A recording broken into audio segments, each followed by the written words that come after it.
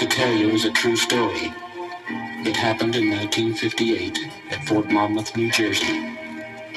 It was late July and the barracks were hot and muggy.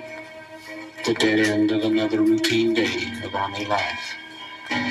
So I reached for my old beat-up guitar to strum away the hours. Suddenly, a soldier named Joe rushed up to my bunk and he said, "Hey man, there's someone in a private room down the hall who looks like Elvis Presley. He's singing and he doesn't have a guitar." Well, I knew Elvis was in the Army, but I had just read in the paper that he was stationed at Fort Hood, Texas, several thousand miles away. It can't be Elvis, I decided. This guy's just trying to play a joke on me. But I picked up my guitar anyway and headed on down to the private room. I was looking for a jam session. I casually walked into the soldier's room, and suddenly there were two startled people looking at each other, me and the soldier in the room. I was shocked and speechless. My eyes immediately burned the vision into my brain. They were seeing Elvis Presley. He was sitting on a footlocker, shining his shoes, wearing a white t-shirt and fatigue trousers. The soldier seemed to be caught off guard by the sudden intrusion, and I sensed he may have been told not to let anyone in his room.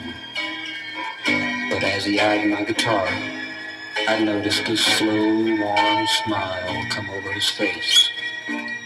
And then with a soft southern accent, he said, "Come on in."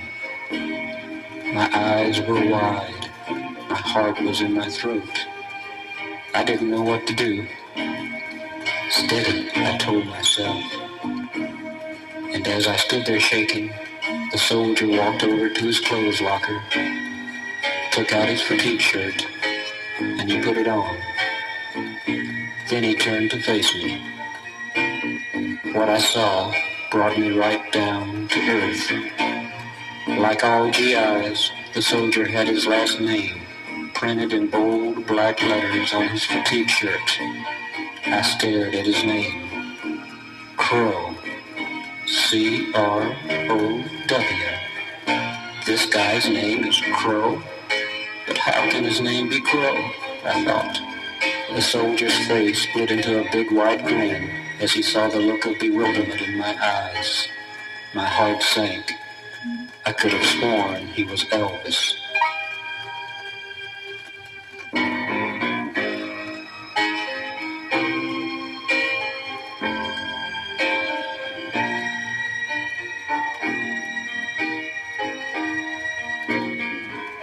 The soldier extended a hand and told me his name was John. I asked him would he mind if I played along with him while he sang. He replied, "No, not at all." Then he quickly reached into his footlocker and pulled out a pair of reading glasses. When he put them on, it seemed strange. He wasn't going to do any reading. But I could see that it did change his appearance. John then asked me if I could play Dream, Dream, Dream by the Everly Brothers. I could, and our jam session was underway. When we came to the chorus, I joined in harmony, and we finished the final verse together. Then John sang other songs like Blueberry Hill, In the Still of the Night, Ain't That a Shame, and Book of Love. While he was singing, I said to myself, this John Crow's a great singer. He's belting out these songs with soul and inspiration. His voice and style sounds just like Elvis. And when he sang the up-tempo songs, I noticed something else that jolted me. John's left leg was shaking wildly. I knew that was one of Elvis's trademarks. My curiosity had reached fever pitch. Suddenly, I had an idea. "Say, John, do you know any Elvis Presley songs?" John stiffened.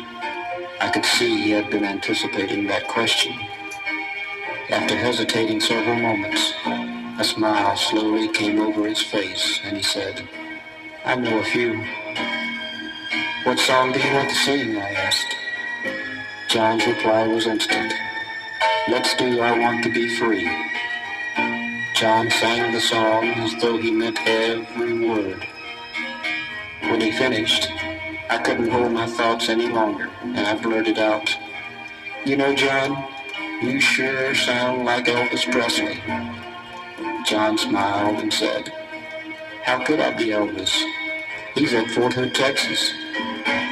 "Yeah, I know," I replied, "but I'm not convinced he's there." John laughed, and I laughed with him. But I felt confused and filled with conflict. On one hand, I was awestruck, and yet I realized the evening was probably nothing more than another routine jam session with a very talented soldier named John Crow. Quickly, John and I became close friends, and during the next 4 months, we had many more jam sessions, and we shared a lot of good times. But soon John left Fort Monmouth, and to this day, I've never seen him again. Was John Crow really Elvis Presley?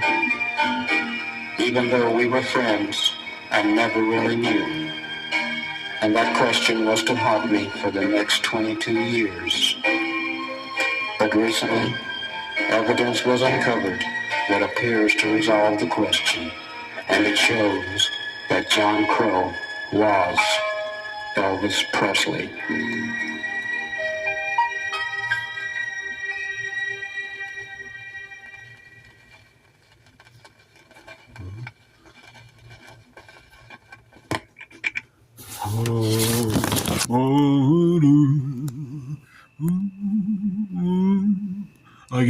Thank you very much.